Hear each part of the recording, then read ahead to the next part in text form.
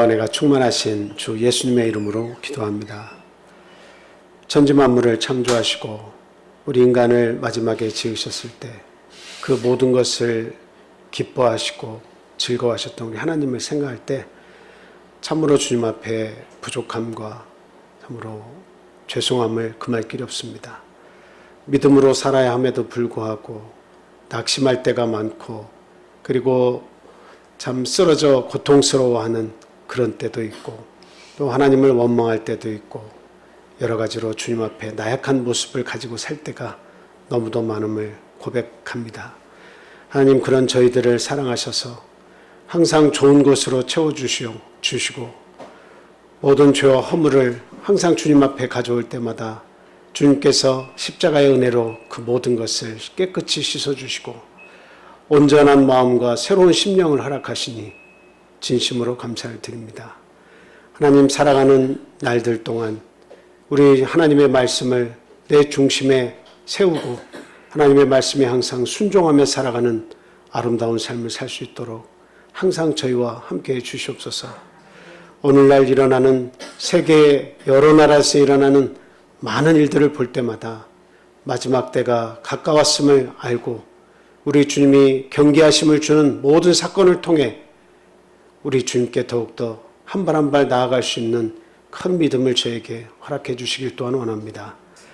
하나님 건강이 없는 자에게 건강을 회복시켜 주시고 믿음이 없는 자에게 믿음을 허락해 주시고 또 재물이 필요한 자에게는 하나님 재물을 공급해 주셔서 하나님의 은혜가 하늘로부터 저희들에게 항상 내리고 있음을 깨닫게 하여 주시옵소서. 온전히 주님의 은혜에 감사하며 주님의 뜻을 찬송하며 주님의 뜻을 많은 사람들과 이웃과 가족에게 전할 수 있는 저희들의 믿음이 될 수 있도록 항상 깨우쳐 주시고 저희들의 삶과 함께해 주시옵소서. 오늘 역시도 하루의 모든 일과를 마치고 주님 앞에 모였습니다. 피곤함을 이끌고 주님 앞에 온 저희들에게 하나님의 말씀으로 귀한 깨우침을 허락하여 주시고 또한 노곤한 우리의 육신의 위에도 하나님의 한량없으신 은혜와 능력을 통해서 강건함을 허락하여 주시고 귀한 안식일을 맞아들임 통해서 우리의 마음속의 행복을 되찾게 하시고 온전히 내 안에서 천국의 기쁨이 솟아남을 누릴 수 있도록 하나님 이 시간 축복해 주시옵소서. 멀리 떠나 있는 우리의 가족들, 우리의 이웃들, 또 우리의 사랑하는 부모 형제들, 하나님을 알지 못하는 모든 자들에게도 하나님을 깨달아 알 수 있는 기회를 널리 허락하여 주시고 온전히 하나님을 믿는 기쁨을 깨달아서 모두가 주님 앞에 나와 예배드릴 수 있는 귀한 시간이 그들에게도 올 수 있도록 또한 은혜 베풀어 주시옵소서. 하나님 부도자들의 믿음에 난 상처들이 있습니다. 하나님 열악한 환경과 그 믿음 위에 하나님의 놀라우신 은혜를 체험할 수 있는 기회를 허락해 주셔서 다시금 새롭게 살아나는 그와 같은 믿음을 그들에게 주셔서 발걸음을 주님 앞으로 인도해 주시기를 또한 간절히 원합니다. 하나님 떠나 있는 우리의 육신의 가족들, 또 집을 떠나서 공부하는 우리 대학생들, 또한 자격증을 위해서 또 공부해야만 하는 우리 학생, 하나님께서 그 모든 목표를 두고 행하는 이들에게 하나님 건강과 지혜와 총명을 허락해 주시기를 또한 간절히 사모합니다. 오늘 이 시간 하나님께서 저희들이 드리고자 하는 온전한 예배 드릴 때에 하나님 기뻐 받아주시고 오늘 예배를 통해서도 진정한 믿음의 깨달음을 허락해 주셔서 감사와 찬양이 절로나는 아름다운 신앙 될 수 있도록 첫 시간부터 마지막 시간까지 하나님께서 함께해 주시옵소서. 예수 그리스도 이름으로 감사하며 기도합니다. 아멘.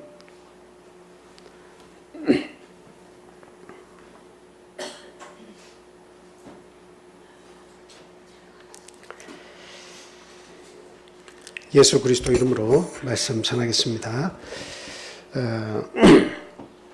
오늘은 아모스서에 있는 말씀을 통해서 이스라엘과 이스라엘 주변 국가들에 대한 심판이라고 하는 제목을 가지고 같이 은혜를 나누도록 하겠습니다. 말씀은 그때그때 필요한 말씀 나올 때마다 찾아서 읽도록 하겠습니다. 이제 아모스라고 하는 이제 인물이 등장을 하죠. 이제 여러분들이 이제 들어보신 분들이 이제 대부분이실 테지만 또 아모스서는 있지만 아모스라는 인물에 대해서 잘 모르는 경우도 많이 있습니다. 하나님께서 그 유다에 살고 있는 그 아모스를 불러서 그 이스라엘 백성의 멸망을 예언하라고 이렇게 불러주셨잖아요. 그 아모스는 유다 사람입니다. 이스라엘의 멸망을, 이스라엘에 가서 이스라엘의 멸망을 예언하라고 했지만 출신 자체는 그 유다 드고아 사람입니다. 드고아라고 하는 곳은 예루살렘 남쪽으로 한 16km 떨어져 있는 곳인데요. 그곳에서 뽕나무를 재배하는 그런 농민이었어요. 농사를 짓는 사람이죠. 그리고 그 양을 치는 목자였습니다. 그런데 하나님께서 이 드고아 사람인 아모스를 불러서 이 이스라엘에 대한 멸망을 예언하고 그 이스라엘을 또한 쳤던 주변 국가들을 또한 멸망을 예언하라고 이렇게 말씀을 하셨죠. 근데 이 아모스서를 이렇게 앞부분에서 보면 철저하게 하나님께서 이스라엘을 멸망시키시려고 하는구나. 그리고 또 이스라엘을 쳤던 주변 국가들을 멸망시키겠다고 하는 하나님의 뜻을 지금 보여주시는구나. 이걸 알 수 있는데요.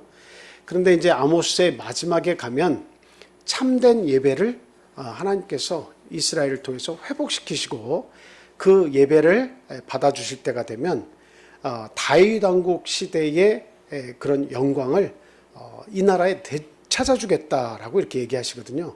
그래서 이스라엘에게 소망이 없는 것이 아니라 다시금 소망이 있게 하겠다고 하는 그 메시지를 아모스 선지자에게 그 전달하게 함으로써 그 지금 이스라엘에게서 행해지는 우상 숭배를 비롯한 많은 사치와 많은 부패한 그런 죄악으로부터 빨리 벗어나라고 하는 경계의 말씀과 동시에 지금은 고통스러운 멸망을 맞이할 수밖에 없지만 그러나 결국에는 하나님께서 그 이스라엘을 사랑하시고 회복시키시겠다고 하는 그러한 그 예언이 이 아모스를 통해서 이렇게 선포가 되고 있기 때문에 오히려 그들에게 밝은 미래와 소망을 주고 있다. 이렇게 우리가 이 말씀을 이렇게 볼 수가 있습니다.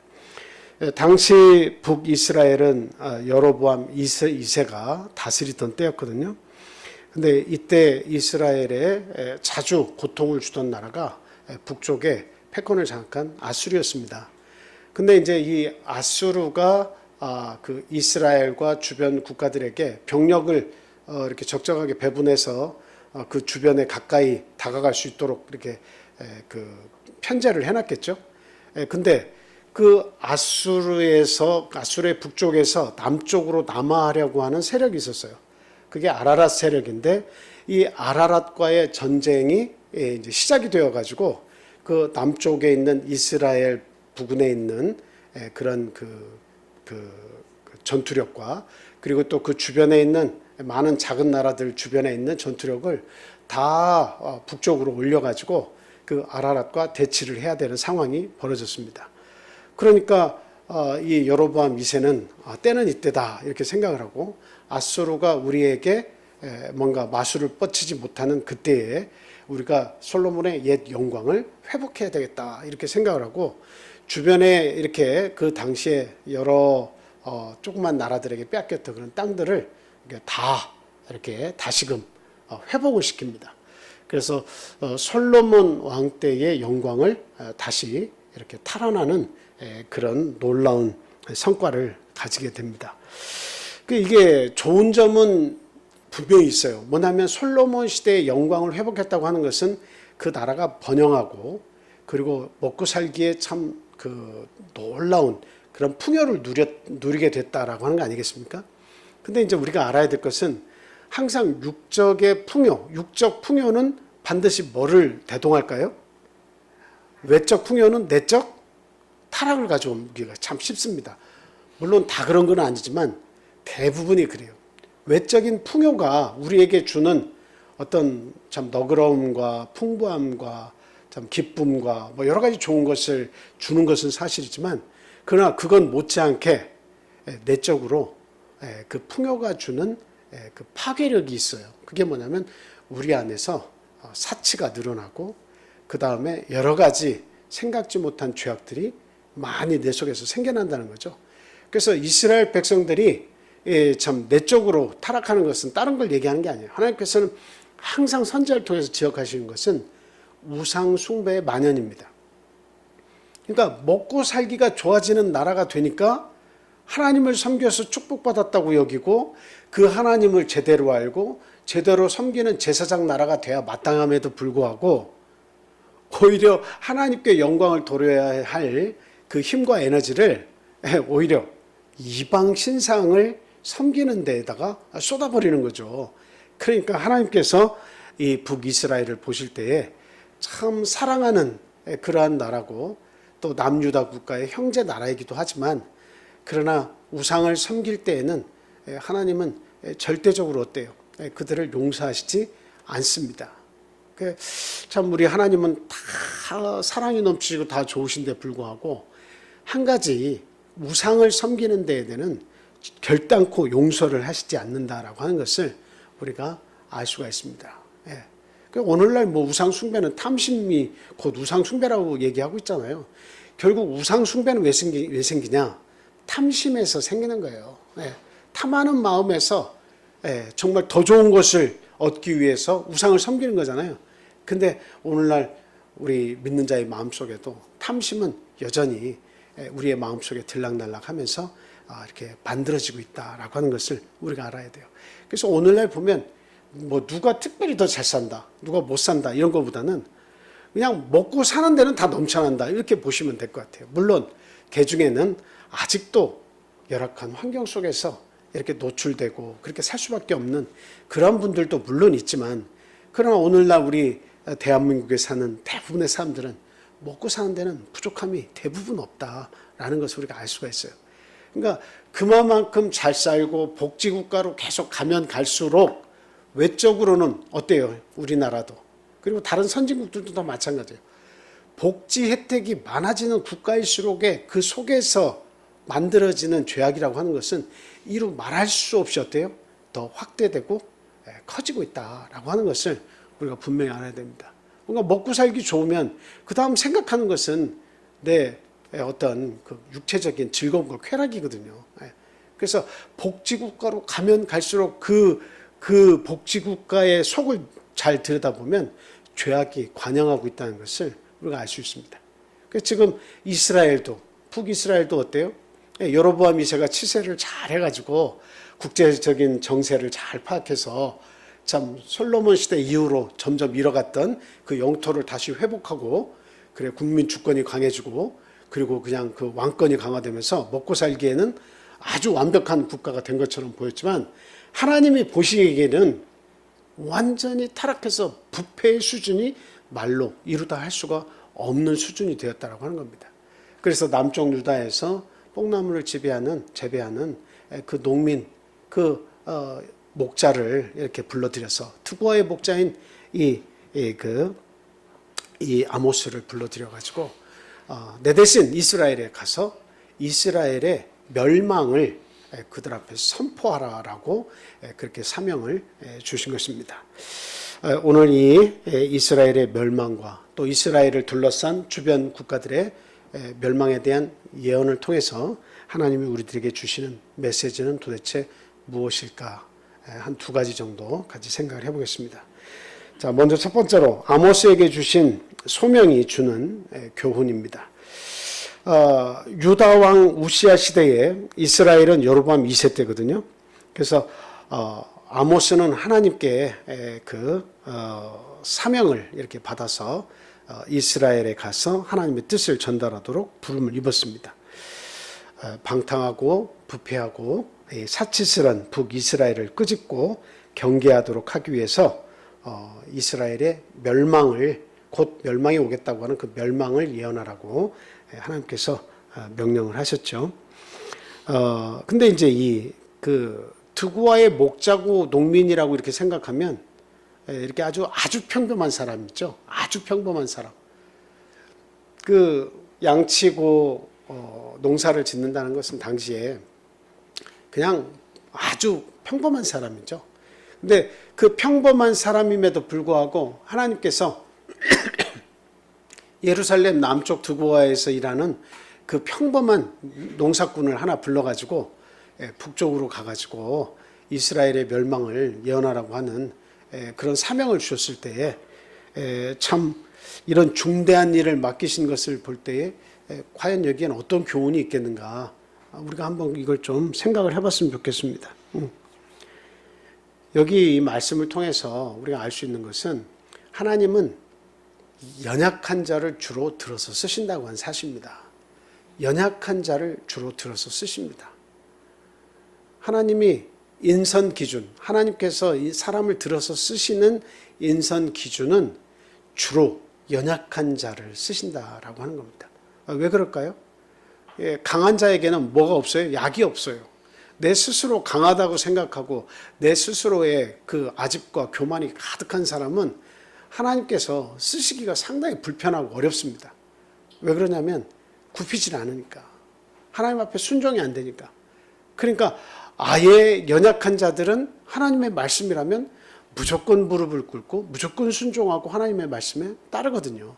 그러니까 주로 하나님이 기뻐 쓰시는 자들은 강하고 힘이 있는 자들이 아니라 연약하고, 그리고 보통 사람들이 볼 때는 별로 가진 재능이 없는 자들, 하나님은 그런 자들을 써서 하나님이 그들에게 능력을 주어서 하나님의 그 주신 사명을 감당하도록 그렇게 하신다라고 하는 사실입니다. 자, 우리 말씀 한번 찾아보겠습니다. 고린도전서 1장 26절에서 29절 말씀 한번 보겠습니다. 자, 한번 읽어주시기 바랍니다. 현집사님.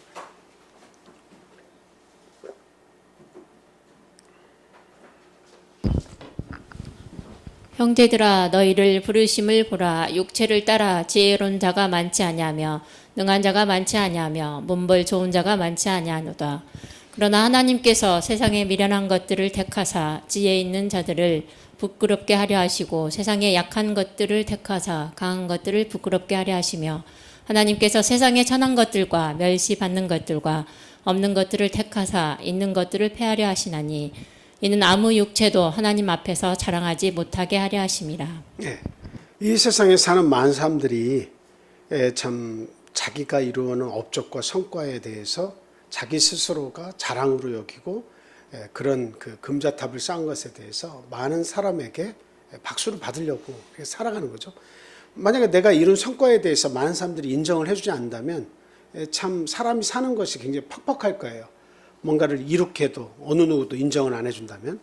그런데 우리가 사는 이 세상은 누군가가 성과를 내면 많은 사람들이 부러워하고 질투하고 그리고 그가 이루는 업적을 찬양하기도 하고 굉장히 관심이 많다는 이야기죠. 그래서 이 세상에서는 참 그 영광을 얻는 그 재미 때문에 사람들은 자기의 삶에 대해서 즐거움을 느끼고 기뻐하는 것 같아요. 그런데 하나님은 분명히 말씀하시는데 자랑할 육체가 사실은 아무것도 없다는 겁니다. 그 내가 다 주어가지고 내가 다 나누어 주어가지고 어떤 사람에게는 부자로 많이 주고 어떤 사람에게는 적게 주어서 좀 가난한 것처럼 그렇게 살지만 그 모든 지혜와 지식과 풍요와 부족함을 내가 알아서 적정하게 다 배분해서 주었다고 한 사실이에요.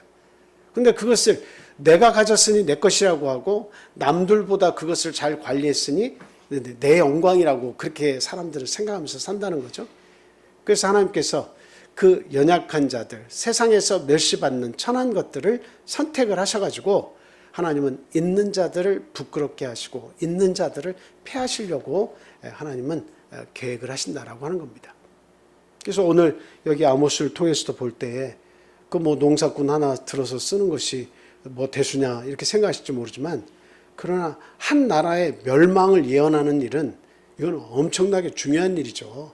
하나님이 생각하실 때 이스라엘을 사랑하는데 이스라엘에 대한 지극한 정성과 하나님의 애틋한 마음이 있지만 그 나라를 멸망시킬 수밖에 없다고 하나님께서 그 뜻을 전달하실 때는 이건 어마어마한 중요한 일임에 분명한 사실입니다. 근데 그것을 어떤 그 직위가 있고 훌륭한 인격을 갖추고 그리고 어떤 재물을 갖춘 자를 불러서 그 품위를 가진 자에게 그걸 맡기는 것이 아니라 아주 평범한 자 하나를 그것을 불러가지고 그 사람을 보내셔서 하나님의 뜻을 전달하게 하셨다라고 하는 것을 볼 때에 하나님이 들어서 쓰시는 자들은 이와 같은 그 평범하고 연약한 중에 많이 있다라고 하는 거예요. 그래서 오늘 이 말씀을 우리가 생각해 볼 때 우리들의 부르심도 또한 역시 이와 같다라고 하는 것을 생각을 하셔야 됩니다. 하나님이 나를 부르실 때도 내가 막 이 세상에서 강하고 이 세상에서 내가 자랑할 것이 많아가지고 하나님이 야, 너 좀 특별하다 해서 우리를 불러서 쓰신 게 결코 아니라는 거죠. 그건 뭐냐면 하나님이 우리를 사랑하시기 때문에 하나님의 뜻을 맡기고 하나님의 뜻을 전달할 자로 하나님이 우리를 부르셨다고 하는 거예요. 그래서 사실은 우리가 언제 강해지냐? 하나님 앞에 겸손할 때 강해지는 겁니다. 우리가 하나님 앞에 겸손할 때 하나님이 능력을 주시는 거예요. 하나님의 사람으로 부름을 입고 하나님에게 그에게 책임감을 주시고 사명을 주시는 것은 그가 순종심이 강하고 겸손하기 때문에 하나님이 주시는 겁니다. 순종할 줄 모르고 겸손한 마음이 없을 때는 하나님은 그를 깊이 크게 사용하시지 않습니다. 그래서 계속 때를 기다려서 그 사람이 낮아질 때까지 기다렸다가 하나님이 그를 들어서 쓰시는 경우가 대부분입니다. 자, 고린도 후서 12장 9절 말씀 한번 보겠습니다. 고린도 후서 12장 9절입니다. 자, 우리 다 같이 읽겠습니다. 시작. 나에게 이르시기를 내 은혜가 내게 족하도다. 이는 내 능력이 약한 데서 온전하였음이라 하신지라. 그러므로 도리어 크게 기뻐함으로 나의 여러 약한 것들에 대하여 자랑하리니 이는 그리스도의 능력이 내게 머물게 하려 함이라. 전에 제가 우스운 이야기를 하나 해드린 적이 있는데요. 기억을 하실지 모르겠습니다. 한 교회에 한 자매님이 참 그 얼굴이 너무 이렇게 예쁘지 않게 생기신 분이 있었어요. 근데 많은 사람들이 그 사람의 존재를 참 있는지 관심도 없을 뿐만이 아니라 한 번씩 그 자매를 볼 때마다 참 얼굴을 볼 때마다 실망스럽고 굉장히 좀 불쾌하게 그렇게 여길 정도의 한 자매가 있었습니다. 근데 이 자매가 나중에 보니까 누구랑 결혼했냐? 그 교회에서 모든 자매들이 흠모하는 한 전도사가 이 자매하고 결혼을 했는데 결과적으로는 어떻게 해서 결혼했느냐? 그 멋지게 생긴 전도자가 외국 유학을 마치고 돌아와서 그 교회 부목사가 되었는데 계속 사정 해가지고 어쩔 수 없이 결혼을 해줬다고 합니다. 근데 얼굴 모양도 안 예쁘고 하나님이 어떻게 저런 자매를 이 땅에 이렇게 내보낼 수가 있을까? 사람들은 참 그 악취미의 말로 그렇게까지 악담을 했던 그런 자매인데 어떻게 그런 일이 벌어질 수가 있었겠어요? 정말 연약하고 정말 참 보잘것없는 그런 존재였는데 그거는 이 여인의 믿음에 있었습니다. 이 여인은 그 전도사가 이렇게 외국으로 떠난다고 할 때 많은 자매들이 관심을 가지고 선물 공세를 피고 그리고 어떻게 해서든 어떤 좋은 인연을 맺어서 갔다 오면 결혼을 하고 싶어하는 그 마음을 막 전달하고 있을 때 아예 나는 능력이 안 되니까 나는 저 남자하고 결혼할 수 없다 이렇게 생각을 했습니다. 그러니까 아예 거들떠보지도 않았어요. 그래서 그 남자들의 관심을 쏟는 곳을 지나갈 때도 그냥 무관심으로 계속 그 옆을 지나갔어요. 그리고 항상 교회에 와서 겸손하게 기도했습니다. 근데 그 기도의 내용은 다른 게 아니에요. 기도는 시종일관 하나님이 이렇게 나를 이 땅에 태어나게 하셨으니 하나님이 책임지십시오. 이 기도만 했대요. 하나님이 나를 이 모양으로 만드셨는데 다 뜻이 있을 거 아닙니까? 이렇게 나를 이 땅에 이 모습으로 태어나게 하시고 하나님이 아무런 관심도 나에게 주시지 않고 그리고 나에게 책임을 지시지 않는다면 하나님은 실패하신 거 아닙니까? 하나님 책임지십시오. 라고 계속 기도를 했대요. 근데 이제 이게 외국으로 나가기 전에도 이 자매가 자기를 보고 인사도 안 하고 항상 이렇게 지나가는 모습을 보면서 다른 자매들은 다 관심을 가지는데 왜 독특히 이 자매만 나한테 저런 관심을 가지지 않을까 하고 좀 의아했대요. 그리고 나서는 이제 그 독일로 유학을 가가지고 신학을 공부하고 그 교회로 마치고 이제 돌아왔다는 거죠. 어떻게 되겠습니까? 모두가 막 다 기뻐하고 환영하면서 또 막 선물 공세를 피면서 같이 저녁도 하자고 하면서 이제 막 더 가까워지려고 하는 그 모습을 보잖아요. 근데 그때도 이 자매는 교회 오면 기도하는 모습을 보고 자기 옆에 지나가도 그냥 목례만 하고 지나가니까 마음속에서 점점 참 이상하다. 처음에 이상하다는 생각이 막 들기 시작했고, 보잘것도 없는 저 자매가 왜 나를 못 본 사람처럼, 없는 사람처럼 취급을 하고 저렇게 지나가지? 이상하다라고 생각하다가 점점 시간이 지날수록 오기가 생기더래요.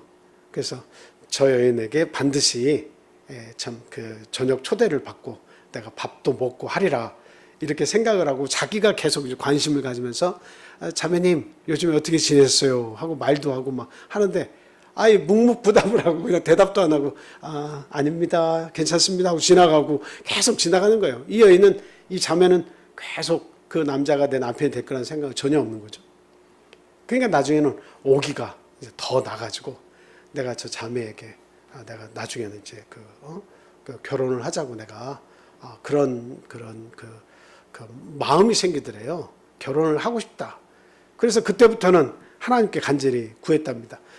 도대체 저 여인이 어떻게 생겨먹었길래 나에 대해서 이렇게 관심도 없고 내가 이렇게 뭔가 가진 것이 많은데도 불구하고 나에 대해서 전혀 인정하는 그런 태도가 안 보이는가.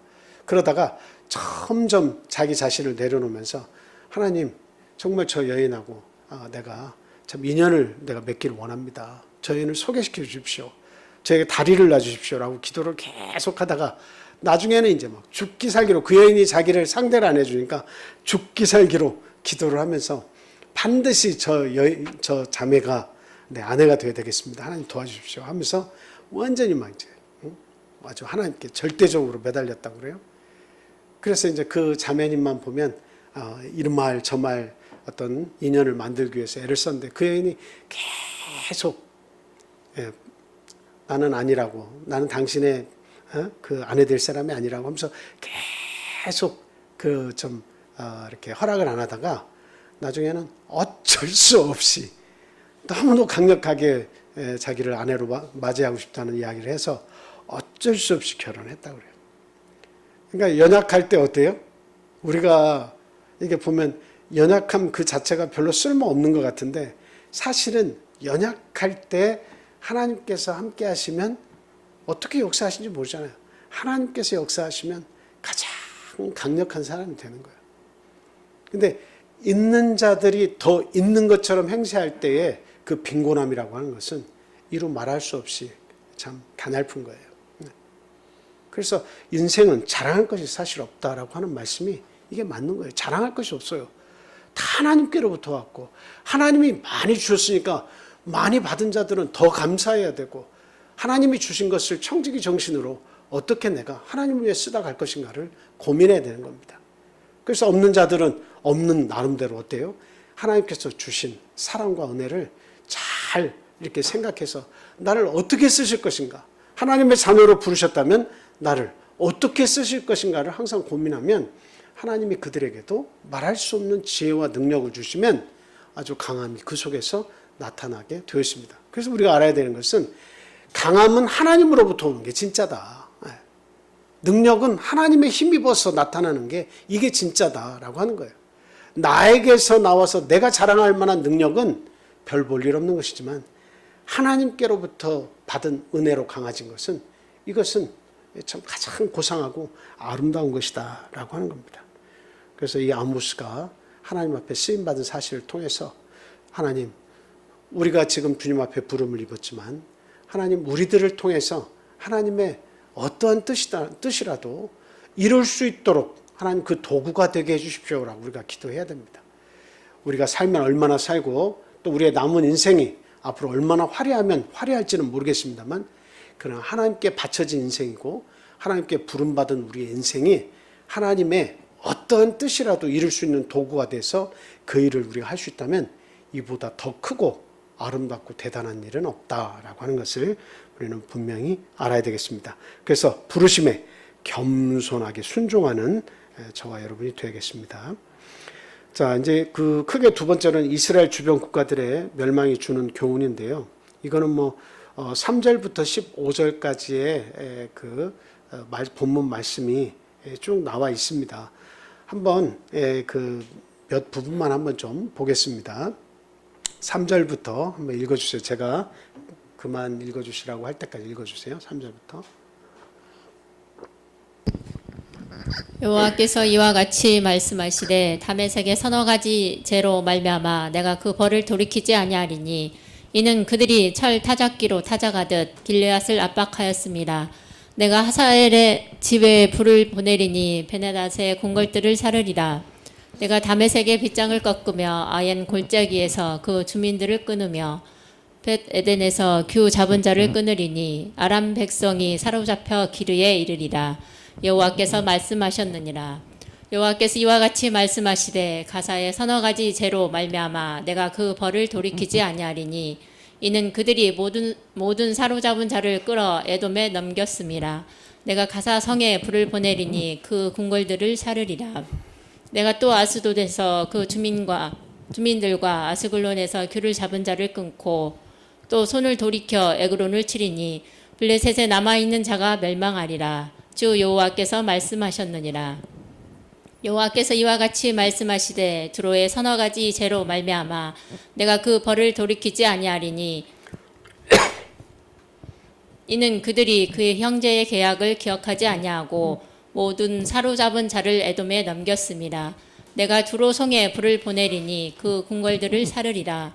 여호와께서 이와 같이 말씀하시되 에돔의 서너 가지 죄로 말미암아 내가 그 벌을 돌이키지 아니하리니 이는 그가 칼로 그의 형제를 쫓아가며 국류를 벌이며 항상 맹렬히 화를 내며 분을 끝없이 품었음이라. 예, 더 안 읽고 여기까지만 보겠습니다. 여기에 그 내용을 이렇게 보시면 그 이스라엘 주변 국가들의 이름이 이렇게 지금 나오는 것을 볼 수가 있죠. 3절에서 5절에 보면 다메섹에 대한 심판에 대한 내용이 이렇게 기록이 되어 있고요. 그 다음에 6절에는 가사는 이제 블레셋의 큰 도시잖아요. 그 가사에 대한 멸망을 예언을 하고 있고요. 9절에서 10절은 두로의 멸망입니다. 그 다음에 11절, 12절은 에돔의 멸망이고 13절에서 15절 마지막까지는 암몬의 멸망입니다. 우리는 암몬은 잘 알고 있죠. 베남미의 후손이죠. 아브라함의 조카 롯이 참 그 하나님께서 살려주셨을 때 그 두 딸들과 도망을 하죠. 그때 그 딸과 동침해서 낳은 베남미의 후손이 바로 이 암몬 자손인데요. 이 암몬이 멸망할 것을 이렇게 예언을 하고 있습니다. 이스라엘의 그 주변 국가들이, 주변에 있는 조그마한 국가들이 어떤 잘못을 했길래 그러느냐. 서너 가지 죄가 있어서 하나님이 심판하지 않을 수 없었다, 이렇게 얘기하고 있는데, 그 서너 가지 죄악이라고 하는 것은, 이것은 그 하나님께서 서너 가지 죄악이라고 해서 뭐 진짜 우리가 생각할 때 서너 가지 죄악밖에 없다는 이야기가 아닙니다. 하나님께서 진노하시고 파멸할 수밖에 없는 서너 가지의 죄악이 있다, 그 말이지, 사실은 그 밑에 아주 그 잘잘못을 따질 만한 많은 죄악들이 너무나 많은 거죠. 근데 하나님이 멸망시킬 수밖에 없는 서너 가지 죄악이 있다는 이야기지, 하나님이 진노하시지 않는 죄악이 없다, 그 세네 가지밖에 안 된다는 이야기는 결코 아닙니다. 근데 이제 이 그 다메섹을 한 예로 보면 왜 하나님께서 심판하시냐, 이 이스라엘 길르앗을 철 타작기로 타작하듯 아주 짓밟고 고통을 주었다는 거죠. 그러니까 하나님께서 이렇게 그 한 국가를 운영하시고 또 전 세계를 경영하실 때 보면 이스라엘 그 조그만 나라를 중심으로 두시고 항상 생각을 하시고 경영을 하시잖아요. 근데 이스라엘이 범죄할 때마다 주변에 있는 나라들을 사용하세요. 그래서 이렇게 어때요? 이제 어떤 잘못을 이렇게 경계를 할 때마다 이렇게 이 길로 가면 안 돼라고 할 때는 주변에 있는 작은 나라들을 통해서 고통을 막 주시죠. 그래서 우리가 지금 뭘 잘못했는가 그것을 깨닫도록 하시는 거죠. 그래서 그런 주변 나라들의 그런 그 침략이나 이 작은 나라들의 지속적인 가시 역할들을 계속 보내게 하셔가지고 우리가 지금 하나님 앞에 뭔가를 잘못했지 이걸 깨닫게 하시는 거예요. 근데 이러한 끊임없는 잘못들을 지적하셨음에도 불구하고 이제 그 말을 안 듣고 우상을 끊임없이 숭배하면서 멸망의 길로 막 가게 되면 그때는 하나님께서 이제는 큰 채찍을 드시는 거예요. 그 큰 채찍이 주로 어떤 나라를 쓰시는 겁니까? 북쪽에서 일어나는 나라들이죠. 아수르, 바벨론, 그 다음에 뭐 메데, 바사, 페르시아 있죠. 그 다음에 이제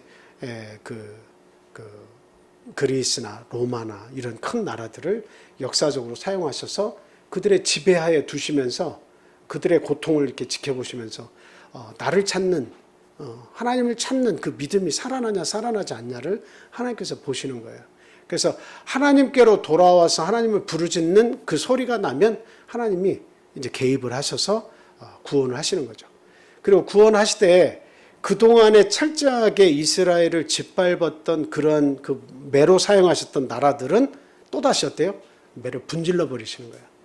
그래서 아무리 큰 열방의 이름을 떨친 대제국이라 할지라도 어때요? 결단코 이스라엘하고 연관돼서 이스라엘을 괴롭혔던 나라들은 반드시 하나님께서 그 채찍으로 사용하시고 막대기로 사용하신 것은 다 부러뜨리는 거예요. 그래서 영원한 제국은 없는 거예요. 왜 그러냐면 이스라엘과 모든 전 세계의 큰 나라들은 항상 연관이 다 돼 있어요. 그래서 그 고통을 준 나라들은 하나님께서 그 나라들의 영광을 길게 하시지 않고 그것을 단축시키시고 무너뜨리시는 거죠. 그것처럼 이스라엘의 주변 국가들, 하나님께서 이스라엘에게 적절한 고통을 주어서 하나님을 바라보게 하셨던 주변 국가들을 하나님께서 이렇게 사용을 하셨지만, 그러나 그들의 잔인함과 이스라엘을 타작마당 이제 타작을 하는 그 기계로 막 다 잘라냈던 것처럼 그 이스라엘을 진멸한 잔인한 주변의 국가들을 철저하게 불러 응징하시고 그 도시와 요새들을 다 불타고 무너지게 하겠다라고 하는 내용들이 반복이 지금 되는 거예요. 이 내용을 통해서 우리가 받을 수 있는 교훈은 무엇입니까? 하나님의 사랑하시는 백성을 하나님이 반드시 어떻게 하신다는 거예요? 반드시 보호하시고 지키신다는 게 하나 있고, 그리고 하나님의 백성을 치고 고통을 주고 하나님의 백성을 위협하고 참 그렇게 철저하게 잔인하게 행했던 그러한 자들은 하나님께서 반드시 심판하신다는 겁니다. 그것을 오늘 본문 말씀을 통해서 아모스 선지자를 통해서 이렇게 가르쳐 주시는 거예요. 이스라엘아, 너희를 위해서 이렇게 고통을 줬던 이 주변의 모든 나라들도 역시 너희는 죄악 때문에 멸망할 것이지만 너희에게 고통을 줬던 주변의 모든 열국들도 반드시 내가 가만두지 않고 그들도 심판하겠다, 이렇게 말씀하시는 거죠. 그리고 저 뒤에 가서는 너희를 내가 다시 돌아오게 해서 너희들의 예배를 내가 다시 받고 이 다윗의 나라와 같이, 다윗 때와 같이 정말 이 그 왕권이 강화가 돼서 하나님을 찬양하는 그런 나라로 내가 만들어주겠다, 이렇게까지 약속을 하시는 겁니다. 그래서 앞부분에서는 이스라엘의 멸망을 예언하기 때문에 굉장히 참 이렇게 어두운 모습을 우리가 보는 듯하지만, 마지막에서는 그 철저한 하나님의 응징 뒤에는 반드시 이스라엘 백성이 돌아와서 하나님을 더 잘 섬기는 그런 백성으로 변해 있을 것이다. 그때는 하나님이 정말 다윗 시대의 영광을 회복시켜 줄 것이다라고 하는 소망을 이렇게 예언함을 통해서 이스라엘을 끝까지 사랑하신다고 하는 것을 우리에게 가르쳐주고 있습니다. 참 오늘날 우리가 믿는다고 하는 이 사실을 통해서 참 저희들이 주변에 있는 많은 사람들에게 비아냥을 받을 때가 있고, 때로는 이 믿음을 선택함을 통해서 가족들에게나 우리 주변에 있는 이웃들에게나 더 나아가서는 어떤 참 크고 작은 집단을 통해서 그 우리의 믿음에 대한 아주 비아냥거림과 박해를 받을 때가 있습니다. 물론 우리나라는 지금 굉장히 그런 것으로부터는 우리가 좀 관계가 멀지만, 그럼에도 불구하고 저희들이 안식일을 지킨다고 하는 요 그 진리를 지킴에도 불구하고 굉장히 미움을 받고 멸시를 받는 그런 경우도 많이 있잖아요. 그러나 하나님은 분명히 말씀하십니다. 너희들이 지금 연약한 듯 보이고 참 아무 힘도 쓸 수 없는 그런 자처럼 보이지만 염려하지 말아라. 염려하지 말아라. 반드시 내가 너희들 지켜주겠다. 성경 말씀대로 행하는 교회고 성경 말씀대로 그 진리를 선포하는 그 교회와 내가 함께한다고 하는 그런 의미로 오늘 이 말씀을 저희들이 이해할 수가 있을 것 같습니다. 그래서 반드시 저희들이 성경에 그 제시하신 그 길로 가는 것이 하나님의 뜻을 전하는 길이고 그 뜻대에 순종하고 살아가는 이 길이 늦는 것 같지만 가장 정직한 길이고 그리고 하나님이 원하시는 길이라는 것을 우리가 분명히 믿고 따라가고 살아가면 하나님께서 반드시 우리에게 박해를 했고 참 우리에게 야유를 보냈던 그 많은 사람들이 수치를 입을 때가 반드시 있을 것이다라고 하는 것을 우리는 분명히 알아야겠어요. 그래서 하나님의 보호하심을 믿고 항상 하나님의 부름에 순종하고 하나님의 능력을 덧입고 살아가는 참 실망치 않는 저와 우리 성도님들 다 되셔야 되겠습니다. 자, 우리 함께 기도 드리겠습니다. 참 무엇보다 우리 부모 세대의 이 신앙도 중요하지만 우리 참 앞으로의 우리의 미래가 굉장히 중요하죠. 우리의 자녀 세대와 우리의 후손이 정말 믿음 안에서 아주 거룩한 큰 백성이 이루어질 수 있도록 하나님 우리 가문을 축복해 주십시오 하고 기도해야 됩니다. 그리고 절대적으로 우리가 하나님의 진리의 말씀에 순종하는 것에 대한 자부심을 갖고 굳은 믿음을 가지고 이 복잡한 세상에서 이 비진리와 싸워 승리할 수 있도록 하나님 항상 지혜와 용기를 주시라고 우리가 항상 기도해야 되겠습니다. 그리고 지금 참 집을 떠나서 생활하고 있는 우리 대학생들 그리고 정말 자격을 위해서 시험을 준비하는 우리 수연이 또 군에 있는 세연 형제 또 기억하시고 정말 건강과 참 하나님에 대한 믿음을 주시라고 우리가 항상 기도해야겠습니다. 연로하신 우리 두 집사님의 건강과 그 믿음을 위해서도 기도해 주시고요. 또 건강을 위해서 우리가 기도해야 될 대상자들, 또 구도자들, 그리고 또 우리의 육신의 가족과 부모님들, 참 하나님 그 영혼을 사랑해 주시라고 항상 기도해 주시기를 또 부탁을 드립니다. 참 이 나라의 평안과 그리고 또 우크라이나의 전쟁이 하루속히 참 이렇게 끝이 나서 이 전 세계가 참 평안함을 누리고 그 가운데 하나님의 뜻을 좀 많이 알 수 있도록 하나님 참 긍휼을 베풀어 주시라고 또 함께 기도해 주시기를 바랍니다. 자, 그리고 교회 건축을 위해서도 기도해 주시고 멀리 떠나 있는 우리의 가족들 구성원 한 사람 한 사람들 위해서도 하나님께서 함께 해 주실 것을 위해서 같이 기도하겠습니다.